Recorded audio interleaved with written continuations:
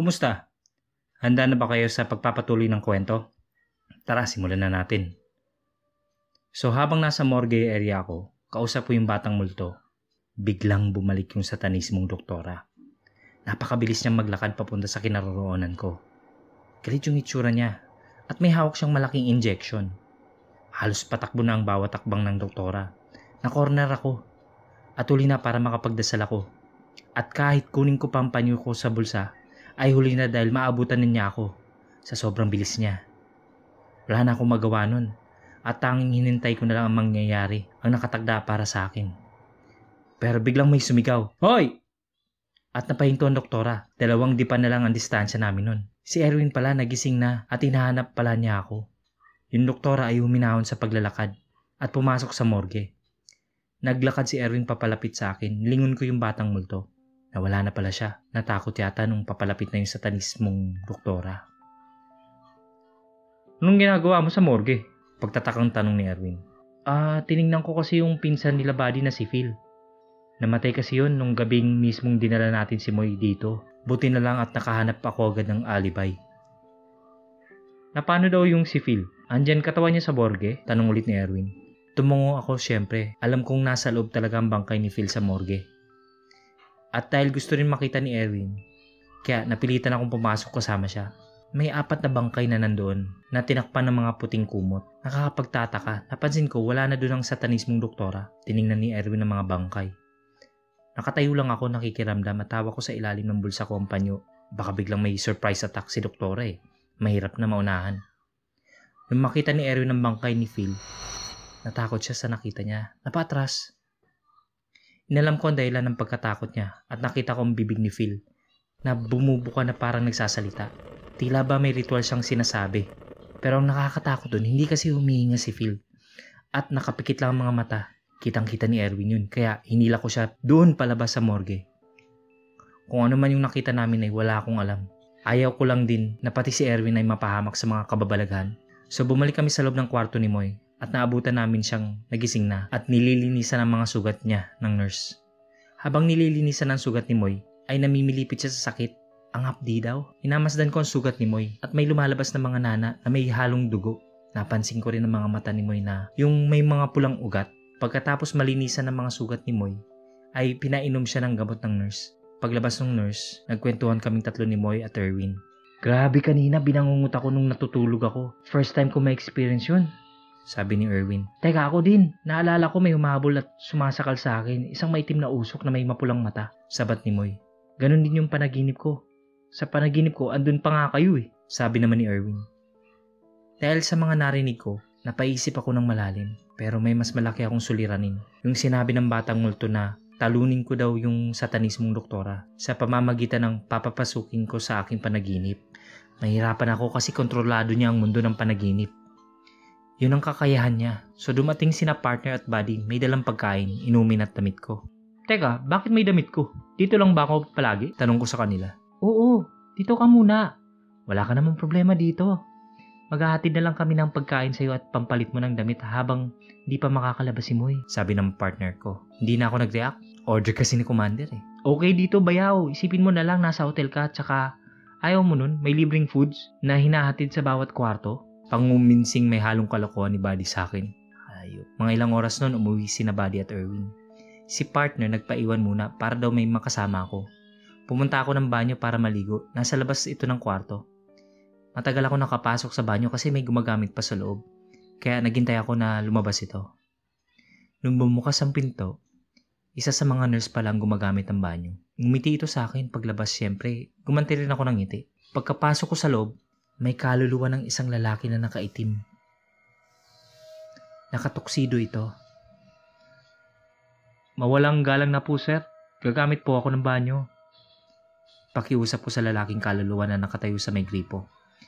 Buti na lang at lumabas din naman siya. Naligo ako para fresh ang pakiramdam. Pero nung matapos na ako, pakiramdam ko may nakatingin sa akin. Pagtingala ko, may kaluluwa ng babae na nasa siling ng banyo. "Kanina ka pa pala dyan. Kita mo din kaluluwa ko?" Nainis ako. Nahiya sa babaeng multo na nasa ibabaw ng siling. Pagkalabas ko ng banyo, ang daming mga kaluluwa na palutang-lutang sa paligid. nakita ko din sa may nurse station yung lalaking nakatuksido. Tinitingnan niya yung nurse na nakaupo na busy sa mga papeles. 5 nurse ang nandun pero tanging nurse na lumabas kanina sa banyo ang lagi niyang sinusundan. At para bang binabantayan niya rin. Bumalik na ako sa kwarto ni Moy at nilagay ko sa bag na dala ni partner ang mga hinubad ko mong damit at pants. Umuwi na rin si partner nun para maglalaba daw siya sa bahay. Nagpaalam muna ako kay Moy at lumabas muna ako para magyosi at bumungad sa labas ng pintuan ng batang multo. Binaliwala ko yung bata kasi may nurse at watcher na dumaan. Sinusundan ako ng bata pero hanggang sa may pintuan lang siya ng ospital. Pagkagabi noon ng mga 11, hindi ako makatulog kaya nag-FB muna ako. Kachat ko mga kapatid ko, kumustahan lang.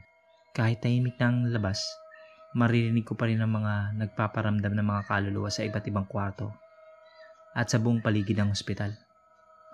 Uminom ako ng tubig na nasa mineral water noon kasi nauuhaw ako ng mahulog ang takip nito at gumulong sa ilalim ng kama ni Moy. Kaya kinuha ko. Pagyuko ko para kunin yung takip ng mineral, nakita ko sa ilalim ng kama ang 2 kaluluwa ng mga babae. Yung isa nakahiga at ang isa nakayuko. Nauntog talaga ulo ko nun dahil nagulat ako. Hindi naman sila nanakit, parang nagtatago lang sila kasi parang may kinatatakutan. Nung makuha ko ng takip ng mineral, napansin ko yung batang multo na nasa loob ng kwarto. May itinuturo siya sa labas. At sa pagkakaintindi ko, gusto niya akong lumabas. Bakit? Anong meron sa labas, kaibigan? Tanong ko sa bata. Hindi siya sumasagot pero nananatili siyang nakaturo. Kaya binuksan ko dahan-dahan ang pintuan ng kwarto. Baka may bumulaga sa akin na naman. Sumilip muna ako, baka may nag-aabang na kamalasan sa labas ng pintuan. Pero tahimik ang labas. Kahit mga kaluluwa, wala. Tila ba nagsitaguan sila sa mga kwarto. Lumingon muna ako kay Moy, baka kasi nagising. Pero dahil tulog na tulog ito, lumabas ako dahan-dahan. Naglakad ako papuntang nurse station. Nakita ko yung lalaking multo na nag-iiba ang tsura niya. Ipinapasandal niya ang kaluluwa ng nurse sa may dingding na alam kong hinahalay niya ito. Umiiyak yung nurse at nakita kong katawan mismo ng nurse natutulog sa may nurse station na nakaupo lang. Kinuha ko ang panyo ko at kinuha ang X7 ko sa bulsa at nagpahid na ako sa aking noo ng sign of the cross. Saka pala sa mga humahalay ng mga kababaihan na walang laban, tigil mo yung kampong ka ng Satanas! Saway ko nang makalapit na ako sa kanila. Umiiyak ang kaluluwa ng nurse. Binitawan ito ng lalaking nag-iba ang itsura. Umahaba ang dila niya at may sungay na ito. Dinasalan ko siya ng Latin. Sabay ibinato ko ang panyo sa mukha niya. Napaso ang mukha niya at hawak-hawak niya ito na umuusok. Pabangga-bangga siya sa mga dingding. Kaya agad ko kinuha ang panyo ko na nahulog sa sahig at lumapit ako sa lalaking nagmukhang demonyo na natumba sa sahig at nangingisay. Inilagay ko muli ang panyo ko sa mukha niya. Sinabayan ko ng dasal. Naglaho ito agad-agad at lumingon ako sa kinaroroonan ng nurse. Nagulat ako dahil gising na ito at nakita niya ang ginawa ko. Agad akong tumayo at lumabas ng ospital. Tinawag ako ng nurse pero di ko siya pinansin. Sinundan niya ako hanggang sa labas. Nakita ko yung ginawa mo. Salamat dahil tinulungan mo ako. Noon pa man lagi na akong pinagsasamantala ng kaluluwa na yun. Nung una akala ko panaginip lang siya pero habang tumatagal, nalaman ko totoo nga pala talaga nangyayari. Naiyak na sabi ng nurse sa akin. Nagsindi lang ako ng yosi. Hindi ko siya kinausap. Sino ka? At ano ka ba? Bakit mo ako tinulungan dun sa multo na yun? Malumani na tanong sa akin. Hindi multo yun. Kampon lang ni Satanas yun. Iba ang kaluluwa sa kampon ng dilim. Ang kaluluwa ay walang kakayahang magbago ng anyo.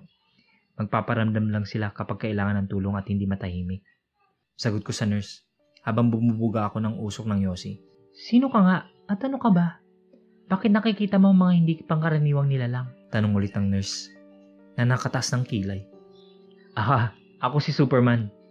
Joke. Normal lang akong tao, nagbabantay ng pasyente namin. Tsaka hindi ako nandito para tulungan ka. Hindi nga kita kilala eh. Nagkataon lang na lalabas ako para magyosi. Bawal kasi magyosi sa loob ng ospital, di ba? Nagpakilala na rin ako.